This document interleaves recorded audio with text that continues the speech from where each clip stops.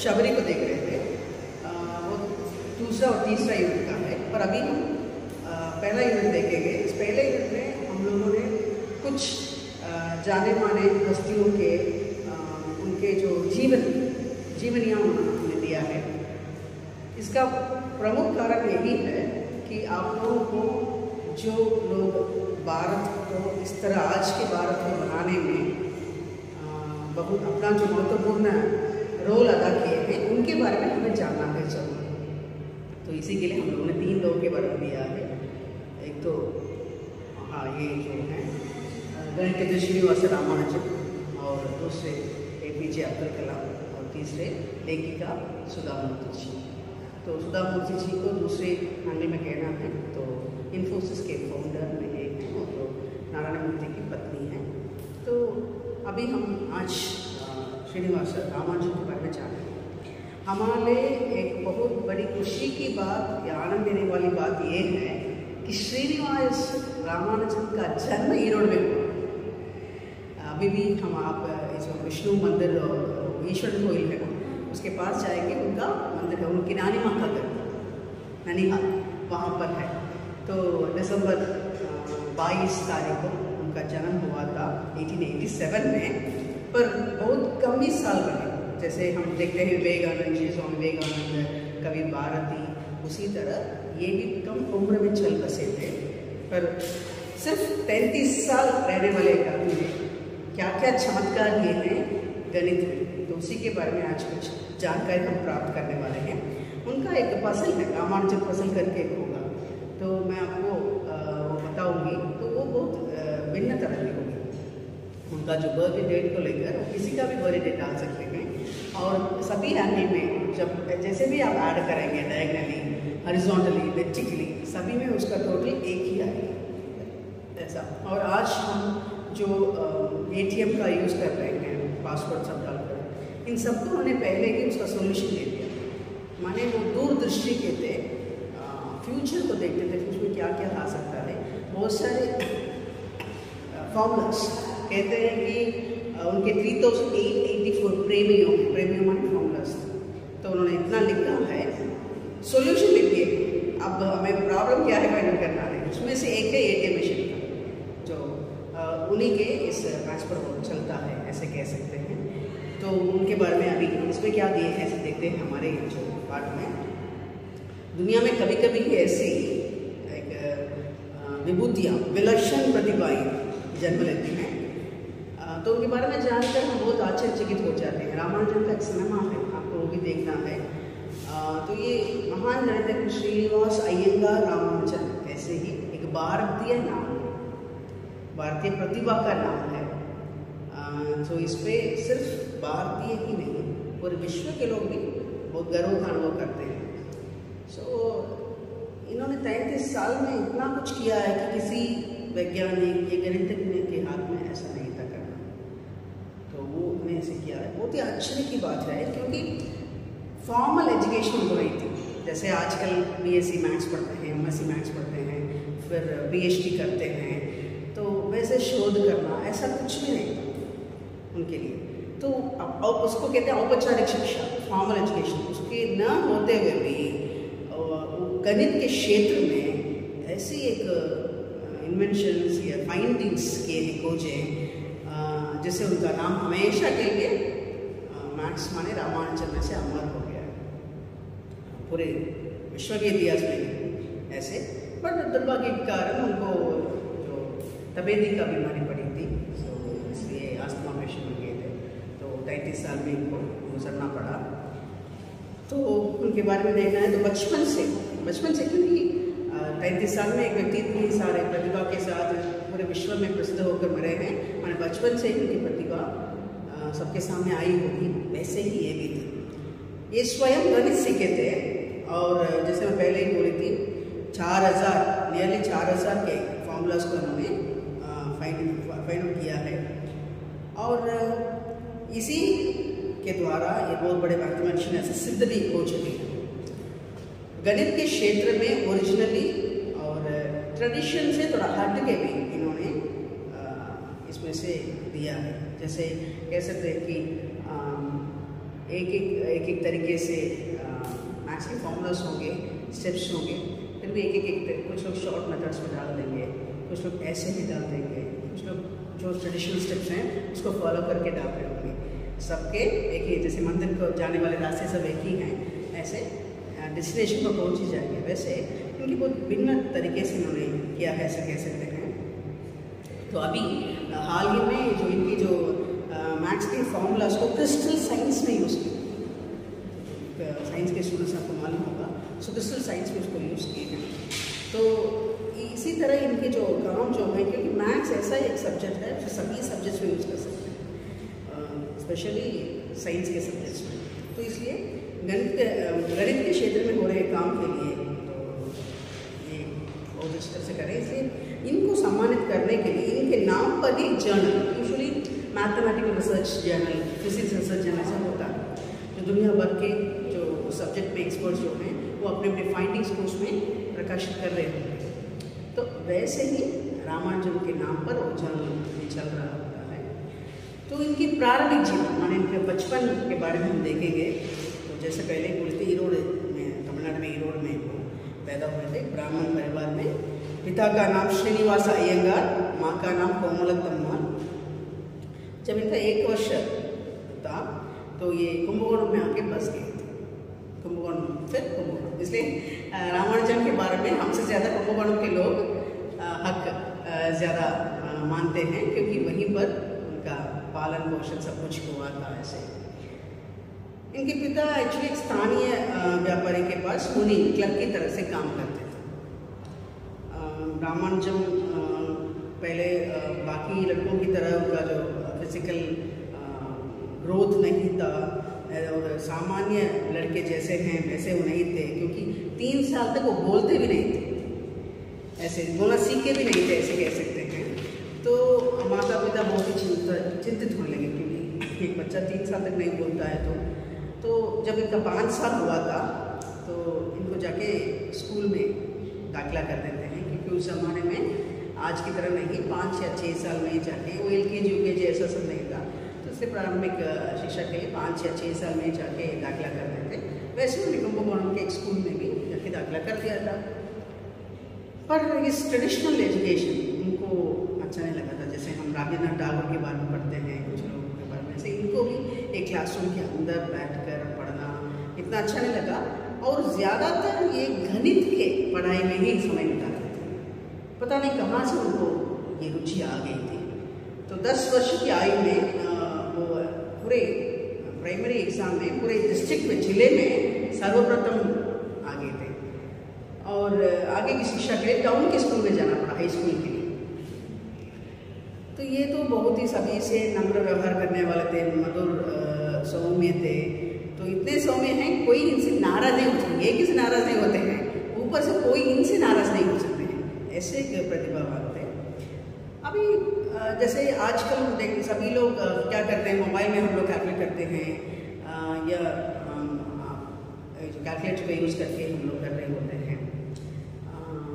पर लोग mental maths डालते हैं, हम उन्हें आश्चर्य से देख रहे हैं, क्योंकि आजकल सभी लोग ऐसे ही कर रहे होते हैं, मेंटल मैथ्स ही भूल गए हैं, ऐसे कह सकते हैं।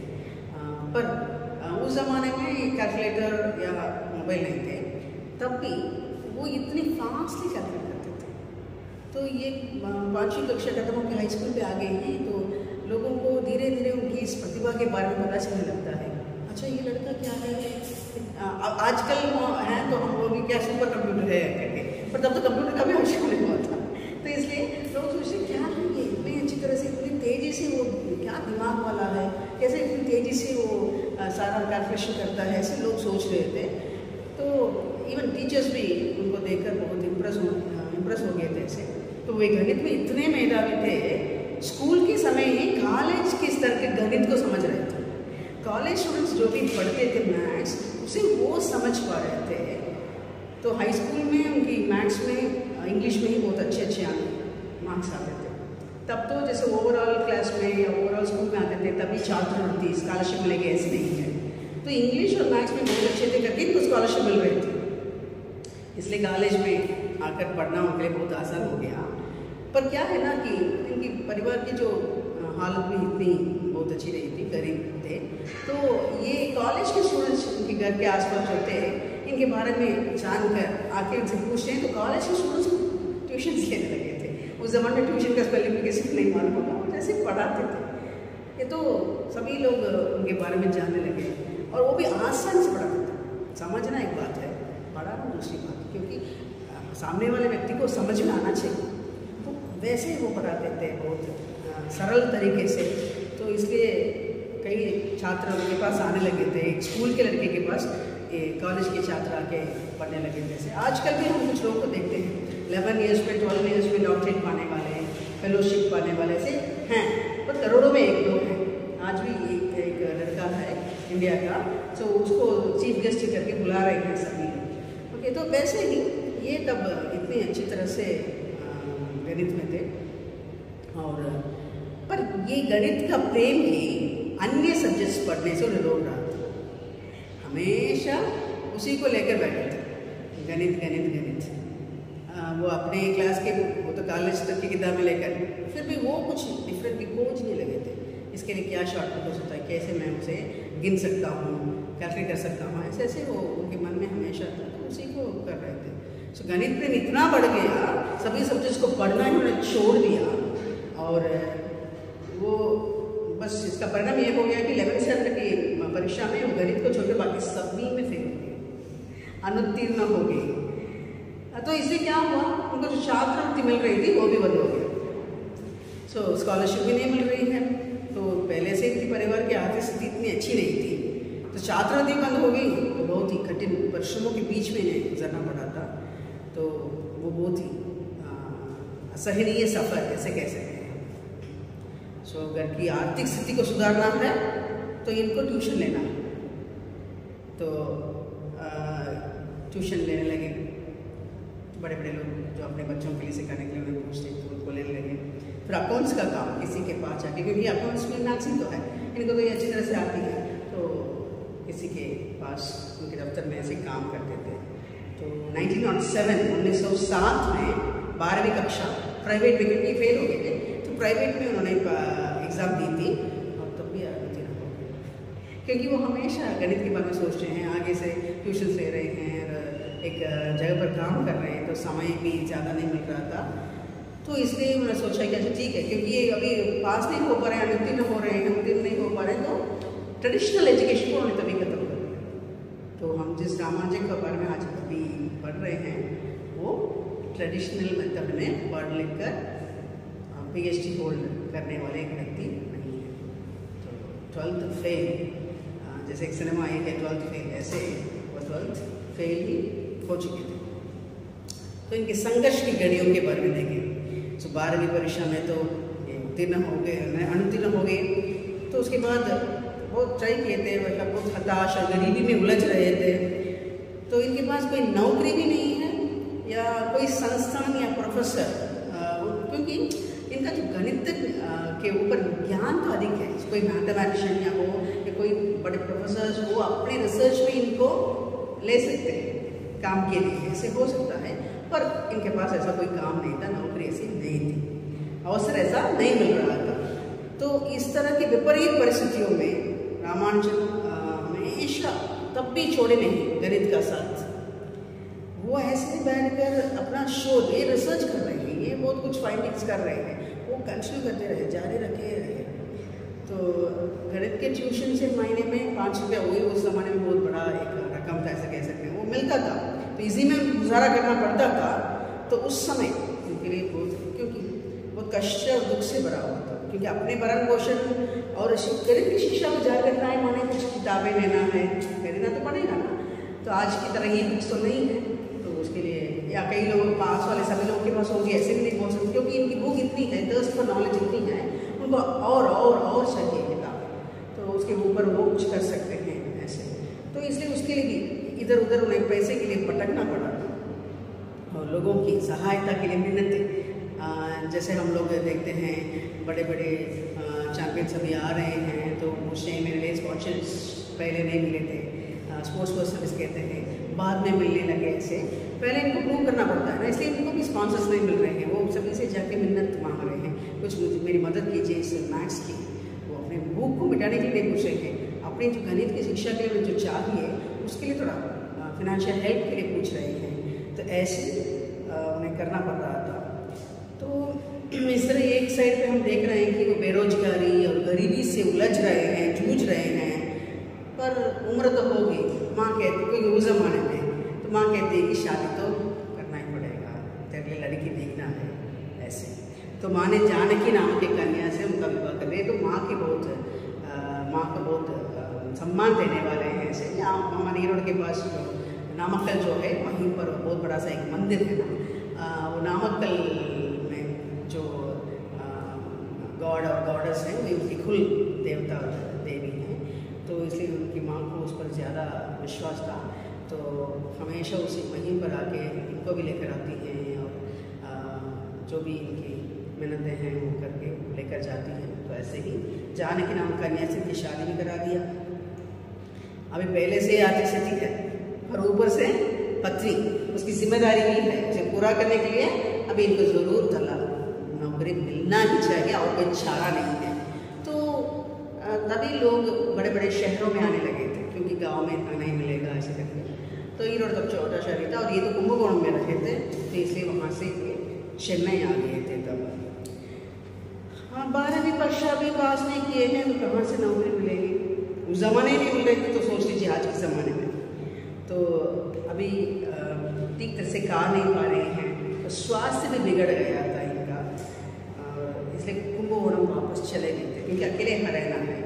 तो यहाँ स्वास्थ्य भी ठीक नहीं है, जाकर नौकरी भी ठीक से नहीं मिली करके कुंभकोणम फिर से वापस चलेंगे, फिर ठीक करके, क्योंकि ज़िंदगी तो चलती रहती है, तो इसके लिए कमाना ज़रूरी है। तो इसलिए फिर से दोबारा वो मद्रास आए। कुछ संघर्ष के बाद, इधर उधर कहीं से जाके पूछने के बाद, तब डिप्टी कलेक्टर, उनका नाम था रामास्वामी अय्यर, उनसे जाके मिले, क्योंकि वो बहुत बड़े मैथमेटिशियन थे, गणित के बड़े विद्वान थे। किसी ने उनसे बताया होगा, चाहिए उनके पास कुछ पूछेंगे तो आपके टैलेंट को समझ सकेंगे, कुछ तो करेंगे वो आपकी मदद ऐसे। तो उनके पास जाते हैं, तो इन्होंने उनको पहचान लिया, डिप्टी कलेक्टर ने पहचान लिया। तो उन्होंने तुरंत अपने जिला अधिकारी कलेक्टर के नाम लेटर लिख दिया, रामचंद्र राव कहकर, उनसे कह दिया कि इनके लिए 25 रुपया महीने पर दे दीजिए स्कॉलरशिप। अच्छे क्या है, एक स्कॉलर है, अच्छी तरह से क्या है मैथ्स में लेकर आएंगे, नए नए खोज करेंगे, उनको हमें प्रोत्साहन करना है, प्रोत्साहन करते रहेंगे तो ज़रूर अच्छे रिजल्ट्स आएंगे, आउटपुट मिलेंगे ऐसे। वो बोलने लगे। फिर से मैं स्पोर्ट्स का ही ले रही हूँ। अभी स्पोर्ट्स में कोई कहीं जीत कर आ जाते हैं, राज्य सरकार और भारत सरकार कुछ उनके लिए इनाम रकम देते हैं, ताकि वो बाकी चीज़ों के बारे में ना सोचें और अपने प्रैक्टिस करते रहें, ओलंपिक्स हो किसी में भी वो जीतते रहें ऐसे। तो वैसे यहाँ पे 25 रुपये उस ज़माने में बहुत बड़ा सामान था। तो वैसे छात्रवृत्ति मिलने लगे थे। मद्रास में ऐसे 1 साल रहे थे, तभी उन्होंने अपना फर्स्ट रिसर्च पेपर लिखना शुरू किया। उसका नाम है journal of Indian mathematical society. Sorry, वो उनका जो फर्स्ट रिसर्च पेपर इस जर्नल में पब्लिश होती है, journal of Indian mathematical society. उसका टाइटल है बर्नौली संख्याओं के कुछ गुण ऐसे। बर्नौली संख्या माने प्राइम नंबर्स। प्राइम नंबर्स क्या क्या होता है? 2, 3, 5, 7 ऐसे आते हैं, माने सिर्फ उसी नंबर से डिवाइड कर सकते, नहीं तो 1 से डिवाइड कर सकते, वही प्राइम नंबर है ना। तो उसके बारे में उसका एक थोड़ा डिफरेंट आइडियोलॉजी उन्होंने फाइंड आउट किया है, उसके बारे में स्पेशलिटी। तो उसको लेकर उन्होंने लिखा है, पहली बार दुनिया में सभी लोग उसे देख रहे हैं, पढ़ रहे हैं। तो ये उस कलेक्टर के सहायता से उनको एक नौकरी भी दिला दी। मासिक 25 रुपया छात्रवृत्ति भी दे रहे हैं, और कलेक्टर की मदद से उनको एक नौकरी कहाँ मिल रही है? मैंने पोर्ट ट्रस्ट में क्लर्क का काम मिल रहा है। काम ज़्यादा नहीं रहता है, तो ऑफिस में बैठ कर भी वो इस तरह गणित के बारे में लिख सकते, उसके बारे में अपना जो शोध जो है उसको लगातार कंटिन्यू कर सकते हैं। उसको पर्याप्त समय उनको मिल जाता था, तो काम के द्वारा थोड़ा पैसा मिलता था, स्कॉलरशिप भी था, और ये कुछ समय भी निकाल कर रहे थे इस तरह। पर वो क्या करते थे ना, उस समय इस ज़माने की तरह नहीं है ना, तो स्लेट, अपने रिसर्च को स्लेट में लिखते थे, बाद में उसे एक नोट में कॉपी कर लेते थे। इतने सारे हम जैसे नोट को इतने कर नहीं सकते हैं, तो इसलिए वो पहले लिखकर सारा देख लेते हैं करेक्ट है कि नहीं, फिर उसे कॉपी कर लेते हैं नोट। उस नोट के बारे में याद में रखना, क्योंकि उसे बाद में बताने वाली हूँ वो कितना वैल्यूबल नोट है ऐसे करके। सो यही है। तो अगले क्लास में हम किस तरह वो आगे बढ़े, कैसे उनको क्या है प्रोफेसर हार्डी के साथ इनका संबंध कैसे जुड़ा, किस तरह वो प्रोफेसर हार्डी ने उन्हें यहाँ तक पहुँचा दिया कि आज भी पूरी दुनिया उनको ग्रेट मैथमेटिशियन के नाम से जाना जाता है। वो हम अगली क्लास में